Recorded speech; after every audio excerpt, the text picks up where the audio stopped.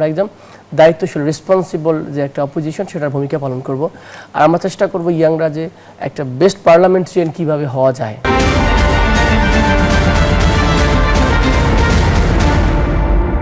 5ই আগস্টের ছাত্র জনতার গণ অভ্যুত্থান পরবর্তী বাংলাদেশে এক নতুন রাজনৈতিক প্রেক্ষাপটে গঠিত হয়েছে নতুন সরকার। বিশ্লেষকদের মতে এবারের চ্যালেঞ্জটি কেবল রাষ্ট্র পরিচালনার নয়, বরং জন আকাঙ্ক্ষা এবং জুলাই সনদের অঙ্গীকার রক্ষার। নতুন সংসদ ঘিরে নানামুখী প্রশ্ন, তৃণমূলের নেতাকর্মীদের নিয়ন্ত্রণ এবং চাঁদাবাজি দুর্নীতি বন্ধে নতুন সরকার কতটা কঠোর হতে পারবে, দ্রব্যমূল্যের ঊর্ধ্বগতি আর নড়বড়ে অর্থনীতির চাকাই বা সচল করবে কিভাবে।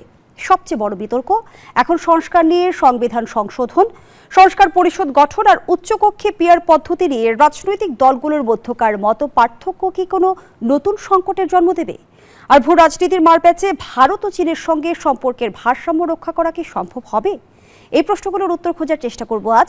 দর্শক, আমি ফারনাজ জুই, সবাইকে আমন্ত্রণ জানিয়ে শুরু করছি নিউজ 24 এর নিয়মিত আয়োজন জনতন্ত্র গণতন্ত্র। নিবেদন করছে RICL স্টিল। আজকের আলোচনা এগিয়ে নিতে পর্যায়ক্রমে আমার সঙ্গে যুক্ত হবেন দুজন সম্মানিত অতিথি। চলুন এই পর্যায়ে পরিচিত হই। স্টুডিওতে আছেন মোস্তাফিজুর রহমান বাবুল, সংসদ সদস্য ও সহ সম্পাদক বিএনপি। স্বাগত জানাচ্ছি আপনাকে।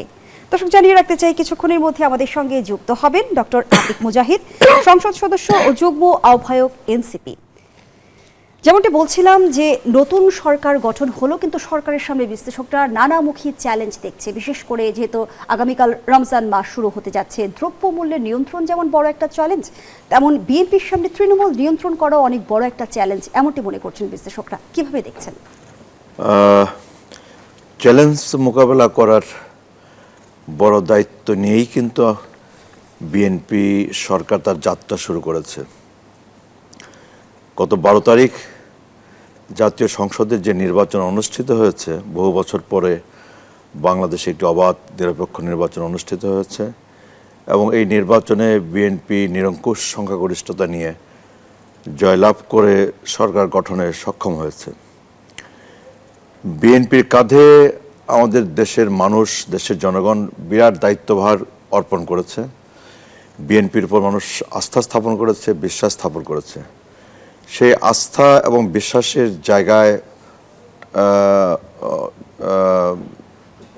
জায়গায় অটল থেকে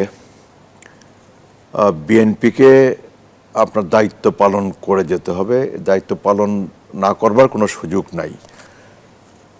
আগামীকাল রমজান শুরু হচ্ছে।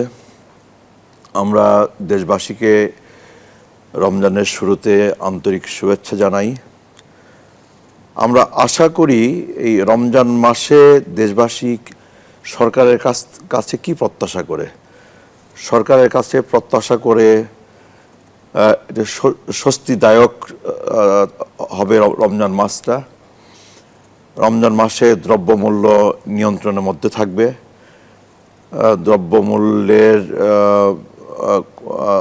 দ্রব্যমূল্য দেশবাসীকে কষ্ট দিবে না।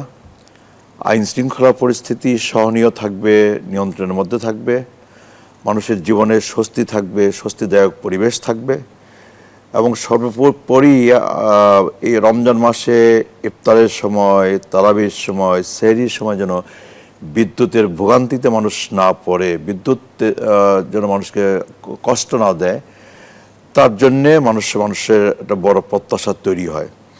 এবং আপনি লক্ষ্য করেছেন যে আজকে জনাব তারেক রহমানের নেতৃত্বাধীন নতুন মন্ত্রী পরিষদের সভা অনুষ্ঠিত হয়েছে এবং সেই সভায় খুবই গুরুত্ব সহকারে এই বিষয়গুলো নিয়েই আলোচনা হয়েছে যে রমজান মাস সামনে, রমজান মাসে মানুষের জীবনকে আপনার স্বস্তিদায়ক করা, মানুষের জীবনে যেন কষ্ট না হয় সেটি নিশ্চিত করা, দ্রব্যমূল্য যেন নিয়ন্ত্রণে থাকে তার জন্য সচেষ্ট থাকা, ব্যবসায়ীদেরকে কাছে আহ্বান জানানো, ব্যবসায়ীরা যেন রমজান মাসে দ্রব্যমূল্য বাড়িয়ে মানুষকে ভোগান্তির মধ্যে না ফেলে সে আহ্বান জানানো হয়েছে। এবং একই সাথে আপনার ইফতারের সময়, তারাবির সময়, সেহরির সময় যেন নিরবিচ্ছিন্ন বিদ্যুৎ মানুষের কাছে পৌঁছে দেওয়া যায় তা নিশ্চিত করার জন্য কিন্তু সরকারের পক্ষ থেকে কিছুক্ষণ আগেই প্রয়োজনীয় কিন্তু নির্দেশনা প্রধানমন্ত্রী দেওয়া তারেক হয়েছে। রহমান জাতির উদ্দেশ্যে ভাষণ জাতির উদ্দেশ্যে দিয়েছেন। ভাষণে তিনি উনি- যেমনটি উনি- বলেছেন উনি তাই যে বলেছেন। জনজীবনের শান্তি ও নিরাপত্তা নিশ্চিত করতে সরকার সর্বোচ্চ উদ্যোগ গ্রহণ করছে। দেশের প্রতিটি সাংবিধানিক এবং সরকারি বেসরকারি প্রতিষ্ঠান চলবে বিধিবদ্ধ নীতি নিয়মে। Right. দলীয় কিংবা রাজনৈতিক প্রভাব প্রতিপত্তি অথবা জোর জবরদস্তি নয়, আইনের শাসনই হবে রাষ্ট্র পরিচালনার শেষ কথা। জনগণের মনে শান্তি নিরাপত্তা ফিরিয়ে আনাই হচ্ছে আমাদের সরকারের প্রধান অগ্রাধিকার। অগ্রাধিকার বাস্তবায়নে এই মুহূর্তে বিএনপি কোন কোন চ্যালেঞ্জের সম্মুখীন? না, চ্যালেঞ্জের সম্মুখীন না। বিএনপি তো এইসব আপনার অগ্রাধিকারের তালিকায় আপনার এই সব কিছুই আছে। তো বিএনপির সামনে এখন কাজ হচ্ছে যে এই তালিকা ধরে ধরে আপনার এই আপনার এজেন্ডাগুলোকে বাস্তবায়ন করা। তো বিএনপি তো আপনার যাত্রা শুরু করলো, গতকাল আপনার শপথ নিয়েছে এবং আজকে সরকার তার যাত্রা শুরু করেছে।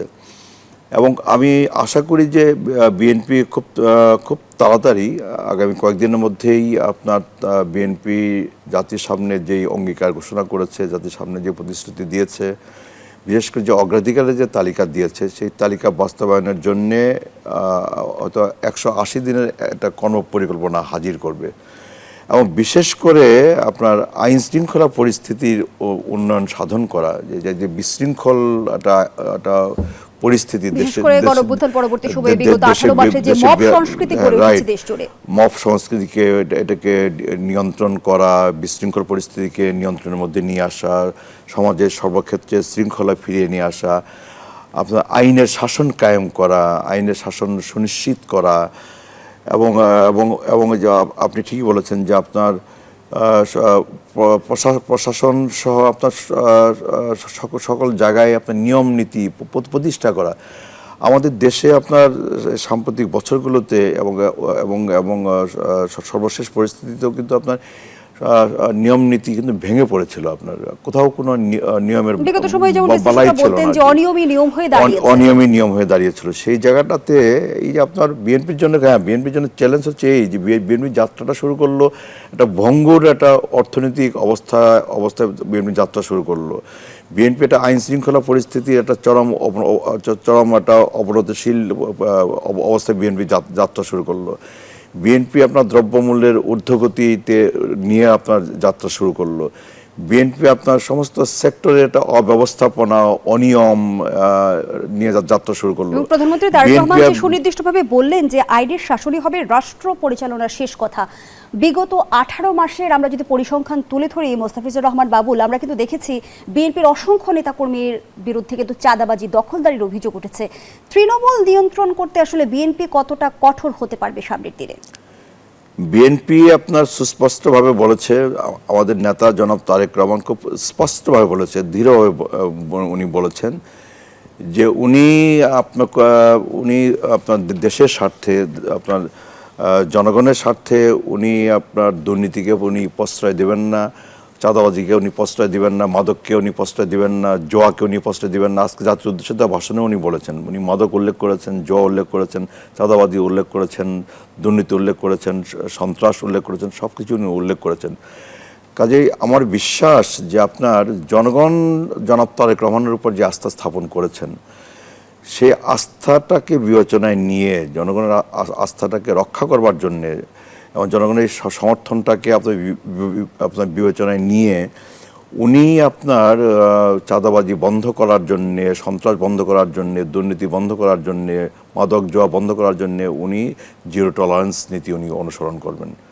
এই বিশ্বাস, এই আস্থা নিয়েই আজকে আমি আপনার সামনে হাজির হয়েছি। এবং বিগত সময় বলা হয়ে থাকে যে বিএনপিতে অন্তর্কোন্দল মাথাচাড়া দিয়ে উঠেছে। নির্বাচনের সময়ও কিন্তু সেটি আমরা দেখেছি।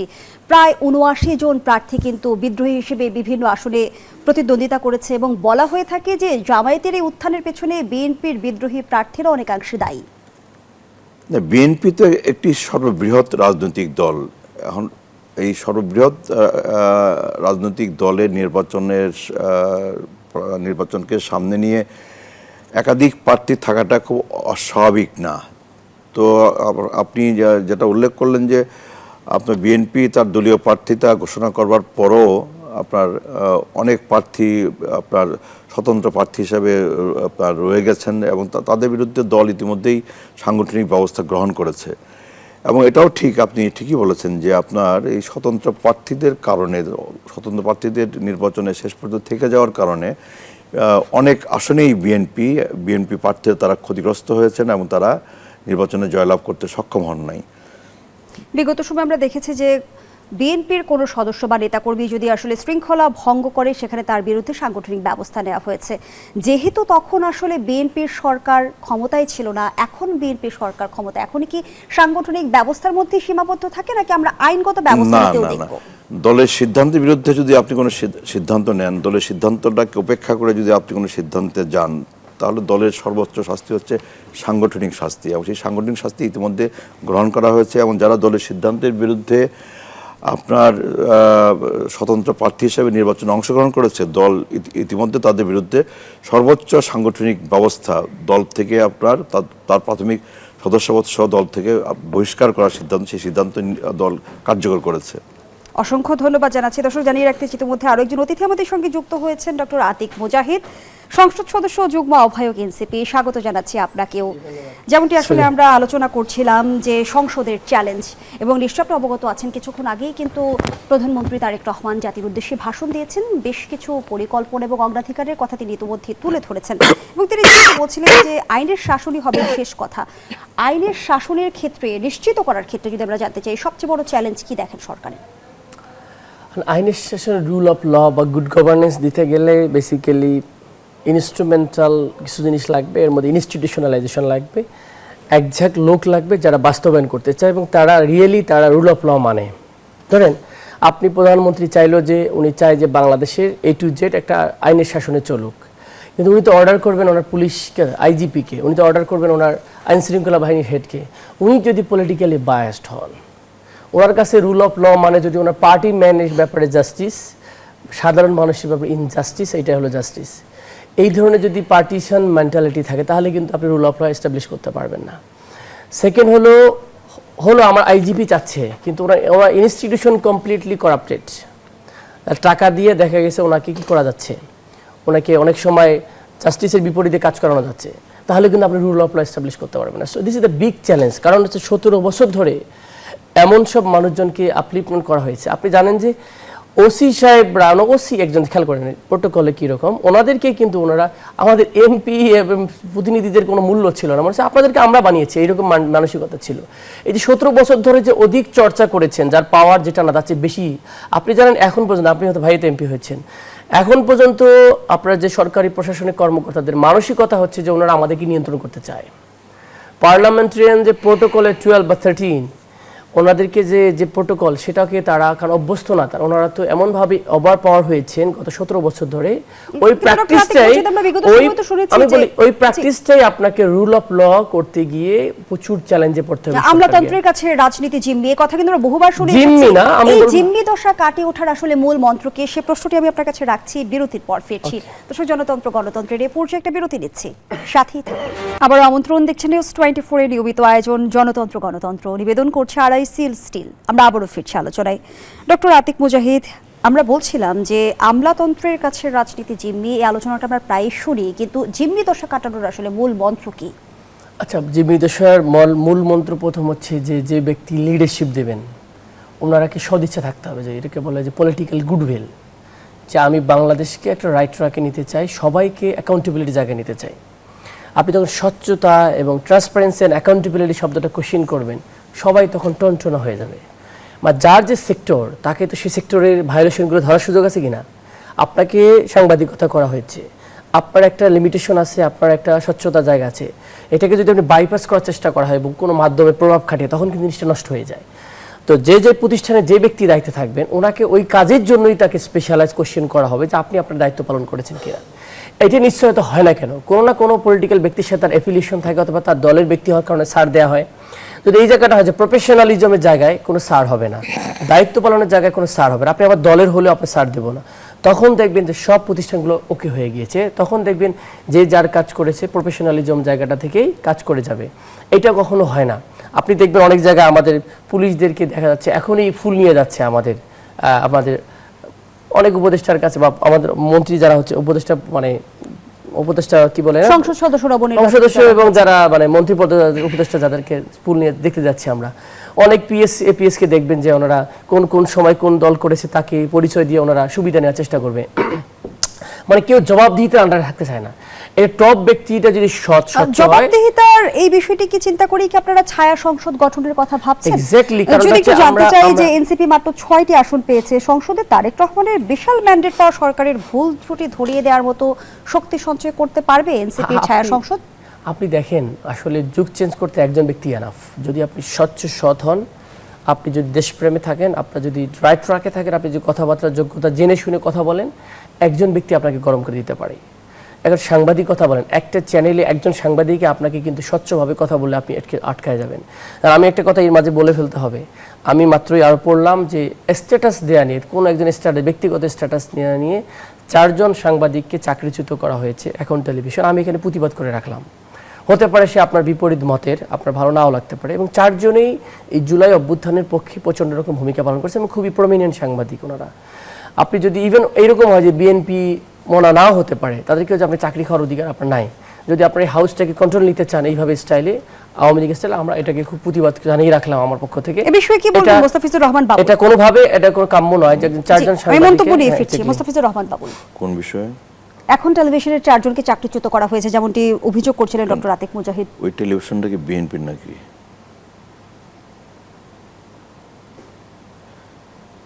তো জিজ্ঞেস করতে হবে তো ওই টেলিভিশন কর্তৃপক্ষকে, তাই না? আর কেন চাকরিচ্যুত করা হলো, যাদেরকে চাকরিচ্যুত করা হলো তাদের বিরুদ্ধে কী অভিযোগ, সেটা তো আমি নিজেও জানি না। তবে এটা আগে জানতে হবে, বুঝতে হবে যে অভিযোগটা কতটা গুরুতর, চাকরিচ্যুতির মতো কোনো অভিযোগ ছিল কিনা। এটা জানা বোঝার আগে তো হুট করে তো আপনার কোনো মন্তব্য করাটা আমার জন্য। আমরা যদি গণমাধ্যমের স্বাধীনতা নিয়ে আপনার কাছে প্রশ্ন রাখি, গণমাধ্যমের স্বাধীনতা নিশ্চিতে কি করবেন আপনারা? গণমাধ্যমের স্বাধীনতা তো আপনার নিশ্চিত করতেই হবে, এটা তো আমাদের অঙ্গীকার, তাই না? যে আপনার গণমাধ্যমে যে একটা ভয় ভীতি সংস্কৃতি চালু ছিল, সেই ভয় ভীতি সংস্কৃতি থেকে গণমাধ্যমকে বের করে নিয়ে আসতে হবে। গণমাধ্যমের স্বাধীনতা নিশ্চিত করতে হবে, গণমাধ্যমের দায়িত্বশীলতা নিশ্চিত করতে হবে।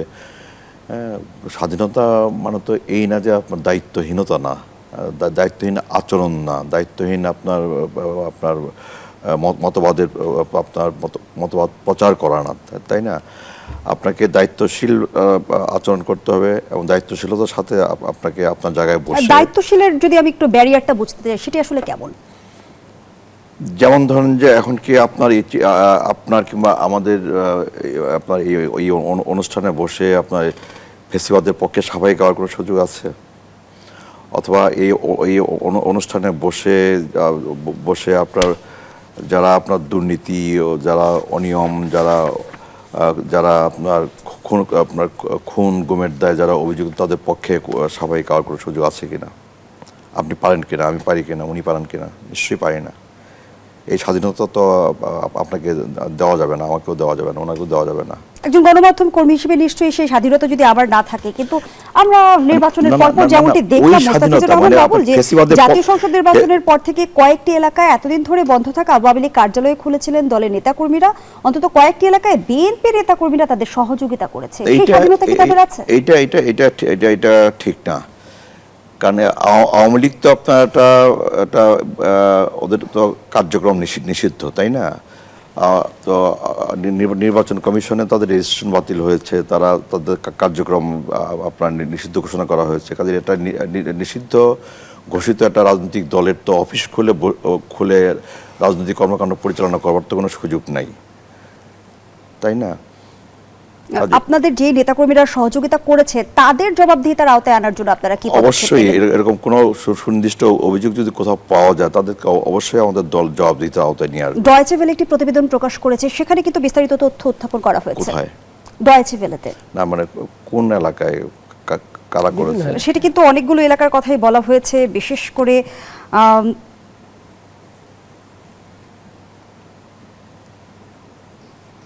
শরীয়তপুরে বেতাগীর অঞ্চলের কথা বলা হয়েছে। আমার মনে হয় যে এটা আপনার এই যে 12 তারিখে নির্বাচনের আগে মানে নির্বাচনের আগে ভোট পাওয়ার জন্য, ভোট আপনার নেওয়ার জন্য নানা জায়গায় আপনার নানা তৎপরতা পরিচালিত হয়েছে নানা দলের পক্ষ থেকে আর কি। এগুলো কিন্তু আসলে নির্বাচনের পরের কথা বলছি। আমি যে আপনাকে উদাহরণগুলো তুলে ধরছিলাম সেটা 16 ফেব্রুয়ারি দুপুরের ঘটনা বরগুনার বেতাগী উপজেলায়। কি হয়েছে সেখানে যে বলা হয়েছিল যে কার্যালয়ের তালা ভেঙে ঢুকে পড়েন ছাত্রলীগের নেতাকর্মীরা, সেখানে কিন্তু সহযোগিতা করে বিএনপি নেতাকর্মীরা। তারপরে নিশ্চয়ই আপনার কাছে তথ্য রয়েছে। না, তারপর কি অফিস কি কার্যক্রম করছে, নেতাকর্মীরা কি কার্যক্রম করছে? জনরোষের মুখে কিন্তু আমরা পরে জানি যে সেটি আবার বন্ধ হয়ে গেছে।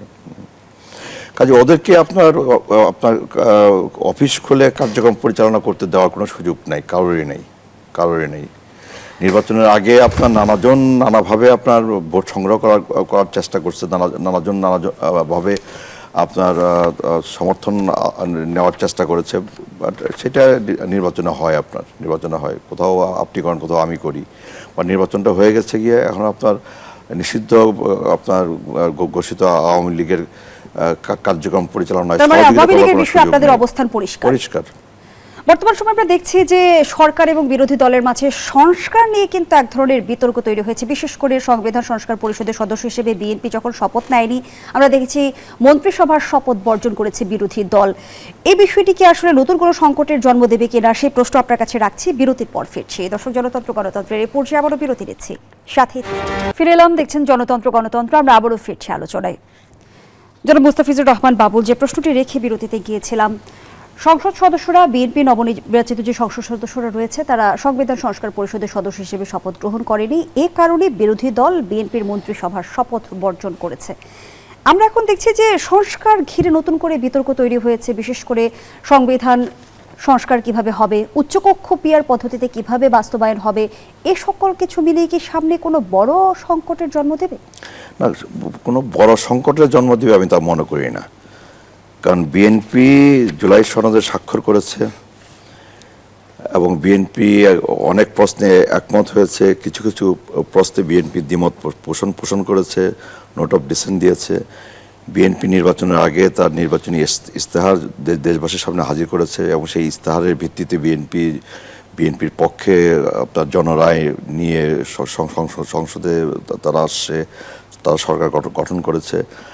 আমার বিশ্বাস যে এই সংসদে বসে আপনার আলাপ আলোচনা করে আমাদের সংবিধানের যে আপনার প্রয়োজনীয় যে সংস্কার, সেই সংস্কার ইস্যুতে বিএনপি সবাইকে সাথে নিয়েই আমাদের ইতিমধ্যে বিএনপি জুলাই সনদে স্বাক্ষরও করেছে এবং গণভোটে হ্যাঁ জয়যুক্ত হয়েছে। বিএনপি কি জুলাই সনদ পূর্ণ বাস্তবায়ন করবে, নাকি যে বিষয়গুলোতে নোট অফ ডিসেন্ট গুলো দিয়েছিল বিএনপি সেগুলো বাস্তবায়নের পথে হাঁটবে না? যে বিষয়ে বিএনপি একমত সে বিষয়ে তো বাস্তবায়ন না করার কোনো সুযোগ নেই। বিএনপি সেই বিষয়গুলো বাস্তবায়ন করবে, আর যে বিষয়গুলোতে বিএনপি নোট অফ ডিসেন্ট ছিল সেই বিষয় নিয়ে আলোচনা হবে।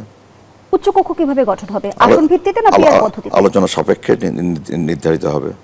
ডক্টর আতিক মুজাহিদ, উচ্চকক্ষ কিভাবে গঠন হবে?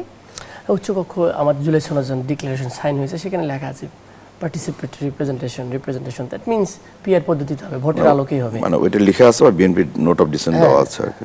যাই হোক, এখন ওই যে আর যদি আপনি আসন ভিত্তিক হয় তাহলে আরেকটা দরকার নেই, তাহলে আপনার কোনো রিপ্রেজেন্টেশন হলো না, একই জিনিস ডাবল হয়ে যাচ্ছে, দুইটা পার্লামেন্টের দরকার নেই। যদি কারণ এটাতে আপনি 71টা যদি বলেন তাহলে অনেক কম পাবে তারপরে বিরোধী গোষ্ঠী হিসেবে। সুতরাং যেটার জন্য পিআর করা উদ্দেশ্য সেটা হচ্ছে যে যেন আমি অনেক সময় খুব ক্লোজ মার্জিন হবে, তার মানে যেন আমার বিরোধী মতে যে বিশাল একটা জনগোষ্ঠী সেটাকে রিপ্রেজেন্টেশন করার জন্য উচ্চকক্ষে যেন পায় একটা সংখ্যা। তো সেখানেও যদি আসন ভিত্তিক হয় তাহলে আসলে দরকার, আমার কাছে মনে হয় যে উচ্চকক্ষ দরকার নাই, একটাই থাক। দুইটা সংসদ চালানোর দরকার নেই, সরকারের অনেক টাকা খরচ হবে, একটাই থাক। আর যদি মনে করে না যে রিয়েলি আমরা রিপ্রেজেন্টেশন দেখতে চাই তাহলে পিআর পদ্ধতিতে আসতে হবে। সেটা ডিপেন্ড আপন, দেখা যাক কি হয়, বাট আমরা প্রত্যাশা করি জুলাই সনদ অনুযায়ী। ভিন্ন বিষয়ে আপনার কাছে প্রশ্ন রাখতে চাই ডক্টর আতিক মুজাহিদ, ভাগবাটোয়ারা নির্বাচন মেনে নিয়ে বিরোধিতার নাটক বন্ধ করুন, সাবেক তথ্য উপদেষ্টা মাহফুজ আলম এ মন্তব্য করেছেন। তিনি আরো বলেছেন যে দুঃখ লাগে ছাত্রদের জন্য, কত কম দামে তাদের বিক্রি করে দিল। ভাগবাটোয়ারা কার সাথে হলো, কারা বিক্রি হলো? আমি তো নিজেও জানি না, ওনাকে জিজ্ঞেস করলে হয়তো জানা যাবে উনি তো ভাগবাটোয়ারা করছে কোথা থেকে, কে বলছে এটা আমি জানি মাহফুজ আলম কি জন্য বলছে, উনি ব্যক্তিগত জানে। কারণ এখানে যদি হয় তাহলে তো সরকার বিএনপির সাথে জড়িত, কারণ বিএনপির ওখানে উপদেষ্টা থেকে এসে উনি পররাষ্ট্র উপদেষ্টা হয়েছেন, তাহলে ওনারা হয়তো সরকারের সাথে ভাগবাটোয়ারা করতে পারে। আমার এই বিষয়ে জানা নেই, যেহেতু ওনার মন্তব্য উনি এটা আনসার করবেন, আর আমি আসলে ক্লিয়ার না ওনার ভাগবাটোয়ারা। ছাত্রদের বলতে কি এনসিপি কে বোঝাতে চেয়েছেন? আমি জানি না ছাত্র বলতে কাকে বলেছে, উনি তো ছাত্র নেতা, ছাত্র থেকে চলে গিয়েছেন, তো উনিও কিনা এটার পার্টের মধ্যে কিনা আমি জানি না, আসলে আমার বিষয়ে কোনো মন্তব্য নেই। নতুন মন্ত্রিসভা গঠন হলো, কতটা আশাবাদী আপনারা? দেখা যাক কি হয়। আমরা তো অনেকের ব্যাপারে তো বিতর্ক আছেই, অনেকের ব্যাপারে খুবই ভেহেমেন্টলি বিতর্ক আছে। আগে যারা মন্ত্রী পরিষদে ছিলেন আগে বিভিন্ন সময় ওনাদের অনেক ব্যর্থতা আছে। ওনারা কীরকম রেসপন্স করবে সেটার উপর আমরা কথা বলবো। এই জন্য আমাদের সাই মিনিস্ট্রি বা শ্যাডো যে আমাদের মিনিস্ট্রির যে কনসেপ্ট সেটা আমরা প্রপাগেট করবো এবং সংসদে আমরা তো কথা বলবোই, অবশ্যই পলিসি বেস কথা বলবো, কনস্ট্রাকটিভ ক্রিটিসিজম দিব আমরা, কোথায় কোথায় ওনারা ভুল করতেছেন কি করতেছেন। আমরা একদম দায়িত্বশীল রেসপন্সিবল যে একটা অপোজিশন সেটার ভূমিকা পালন করব। আর আমরা চেষ্টা করব ইয়াংরা যে একটা বেস্ট পার্লামেন্টারিয়ান কিভাবে হওয়া যায়। আপনারা পররাষ্ট্রমন্ত্রী ডক্টর খলিলুর রহমানকে নিয়ে অভিযোগ করেছেন, কিন্তু তিনি কিন্তু বলেছেন যে জাতীয় স্বার্থ তিনি পই পই করে বুঝিয়ে নেবেন। ওটা ওনারা আমার লিটারালি উনি তো ওনার ব্যাপারে বিএনপি ভেটো দিয়েছে, আমি কি বলবো। বিএনপির ম্যাক্সিমাম লোকই ভেটো দিয়েছেন, সব ভিডিও এখন সোশ্যাল মিডিয়াতে কন্টেইন। তো সেক্ষেত্রে আমার বলার কি, বিএনপি ওনাকে ভেটো দিয়েছে, ওনারাই আবার পররাষ্ট্রমন্ত্রী বানিয়েছে, কেন বানিয়েছে, কি জন্য, বিএনপিকে ব্যাখ্যা দিতে হবে, আর ওনাকেই ব্যাখ্যা দিতে হবে। এখানে আমার ব্যাখ্যা দেওয়ার কিছু নাই। বাট আমরা চাই না যে কোনো বিষয়ে কোয়েশ্চেন। কিন্তু খলিলুর রহমান মানে অন্তর্বর্তী সরকারের সাবেক জাতীয় নিরাপত্তা উপদেষ্টা ছিলেন, তিনি এখন বিএনপির পররাষ্ট্রমন্ত্রী হিসেবে নতুন মন্ত্রিসভায় টেকনোক্রেট পদে যুক্ত হয়েছেন। কিন্তু একই অভিযোগ তো আপনাদের দলেও রয়েছে। ডক্টর আতিক মুজাহিদ যেহেতু আসিফ মাহমুদ সজীব হয়েও কিন্তু মন্ত্রী পরিষদে ছিলেন, সেখান থেকে তিনি এখন এনসিপির মুখপাত্রের দায়িত্ব পালন করছেন। নিরপেক্ষতার প্রশ্ন নিশ্চয়ই এই প্রশ্নটি উঠবে। রাজনীতি যে কেউ করতে পারে, আমি বলি উনি তো মাহফুজ আলম তো আসেনি। একটু বলতে পারেন যে উনি মাহফুজ আলম, আপনারা তো প্রথম দিকে বলছেন মাহফুজ আলম সরকারি মানে এনসিপির কিংস পার্টির, তাহলে তো এখানে তো উনি জাম্পিং করে আসে তো আমাদের দলে আসার কথা, আসে নাই তো, উনি ইলেকশনও তো করে নাই। তো সেখানে তো আপনার সরকার থেকে সরকারে চলে গেলেন, তার মানে বলতে পারবেন উনি তো নিরপেক্ষতা হারিয়েছেন। ওনাকে তো পদত্যাগ করা দরকার ছিল, পদত্যাগ করে বিএনপিকে জয়েন করে উনি টেকনোক্রেট মন্ত্রী নিলে ভালো ছিল না? জামায়াত ইসলামের সাথে আসন সমঝোতার কারণেই কি মাহফুজ আলম আপনাদের সঙ্গে যুক্ত হলেন না? ওনার ভাই তো আমাদের এখানে ইলেকশন করেছে, সুতরাং এটা কথা মিথ্যা। ওনার ভাই মাহবুব আলম তো 30টা আসন এনসিপি ইলেকশন করেছে, ওনার ভাই লক্ষ্মীপুর 1 আসন থেকে ইলেকশন করেছে। তাহলে ওনারা তাহলে কীভাবে, আমি জানি না, ওনার মন্তব্যের ব্যাপারে আমার কোনো কমেন্টস নাই। বাট যেটা বলা হয়েছে এটা ওনার রিটোরিক হতে পারে। অসংখ্য ধন্যবাদ জানাচ্ছি দুজনকেই। আমরা আমাদের আয়োজনের একেবারেই শেষ পর্যায়ে দর্শক এখানেই শেষ করছি জনতন্ত্র গণতন্ত্রের আজকের আয়োজন। ধন্যবাদ এতক্ষণ আমাদের সাথে থাকার জন্য।